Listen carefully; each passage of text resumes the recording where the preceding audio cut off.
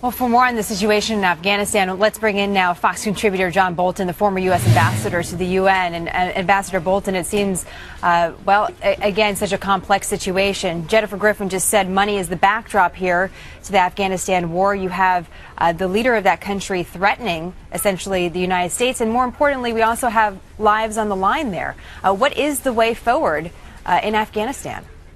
Well, the touchstone has to be what's in America's strategic interest, and that interest is in keeping Taliban and al-Qaeda from taking over again and using Afghanistan as a base for terrorism. Now, let's go through some of these complications. Number one, I hope Hamid Karzai is simply popping off for his domestic constituency. Our government needs to have a very serious conversation with him. It's obviously not helpful what he's saying. The notion that we wouldn't bomb houses or homes is simply an invitation to the Taliban and al-Qaeda to hide out in people's homes. So that obviously is going nowhere. Now, it's sometimes hard for the government, our government, to have these difficult conversations. Let me help them out a little bit as a private citizen.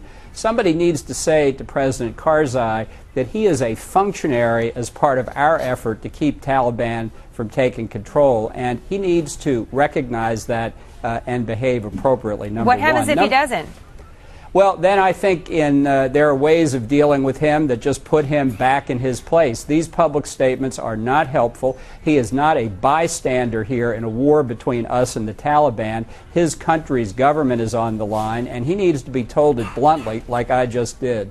Now, number two, in terms of the money at stake, I don't doubt there's a lot of money we could save by cutting back on expenditures for so-called nation building. I don't think there's any evidence it's getting us the social contract that the theory behind nation building is supposed to build, that is to say, loyalty to the United States military effort, loyalty to the Karzai government. I think what we should not cut back are expenditures for our military effort, especially after having gotten bin Laden. This is the time to step up military pressure. You know, some say, though, of course, that really the threat from terrorism is really coming from Yemen right now. And I'd like to move there just for a moment, if we could, Ambassador, because that's where some of the foiled plots have come from over the last year, from the underwear bomber to Major Nadal Hassan being inspired by the American cleric that we believe is based in Yemen. It looks like chaos there. This is a government that we have backed, or at least have had a relationship with, for about 3 decades now. What is the way forward there? Well, the government is coming apart, and I think in part it's because we have not been clear that either the Saleh government follows through on its commitments to its people, or whoever replaces it is fully prepared to back us in the war against terrorism. I think our incoherence there has helped contribute to the instability, and there is a risk that Yemen as a state could fall apart, and in an anarchic situation it could be used as a base for terrorism. Is that a bigger threat than Afghanistan?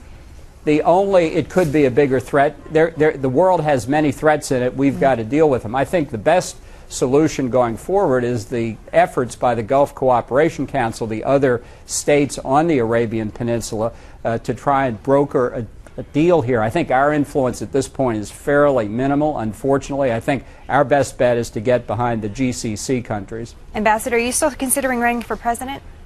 I am still considering running for president. When I hear situations like this, it just fires me up. All right, we'll stay up to date with you on all those topics, including the one for 2012, Ambassador. Nice to have you. Thank you.